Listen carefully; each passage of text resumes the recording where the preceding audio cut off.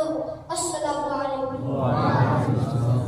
آج میں آپ حضرات کے سامنے جس موضوع پر لب کشائی چاہتا ہوں وہ ہے علم اور اس کی برکتیں۔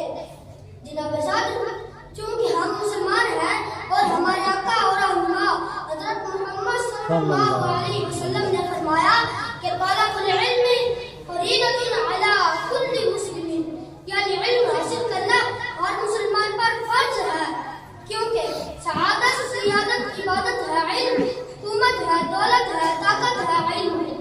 جناب صادق، اس میں کوئی شک نہیں کہ علم ایک لازوال دولت ہے، اسے جتنا خرچ کیا جائے یہ بڑھتا ہی چلا جاتا ہے۔ علم ایک ایسا نور ہے جس سے جہالت کی تاریکیاں کفور ہوتی ہیں، یہ ایک ایسا چشمہ زمزم ہے جسے سارا جہاں پیتا ہے پھر بھی کم نہیں ہوتا۔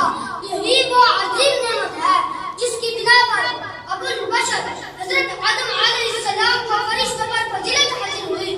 لہذا وہ قوم جو علم کے پر لگا کر اٹھتی ہے وہ آسمان کو سینہ چیرتی ہوئی چاند پر جھنڈے گاڑ دیتی ہے۔ حاضرین مکرم، عصر حاضر کی اجازت و خواہشات سب علم کی بدولت ہے۔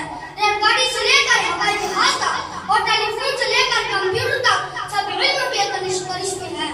جناب صادق، علم کے بغیر نہ تو اخلاق کی معرفت نصیب ہو سکتی ہے اور نہ ہی مقام مصطفیٰ سے شناسائی۔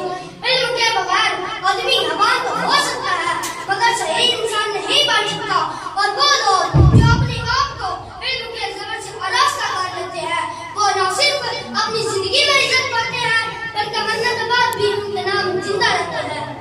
آج امام غازی آزادی، مولانا رومی اجمی، حضرت باعزید بستامی اور مجدد طالب ثانی اپنے علم و عرفان کی بدولت ہی آسمانی عظمت پر روشن ستارے بن کر چمک رہے ہیں۔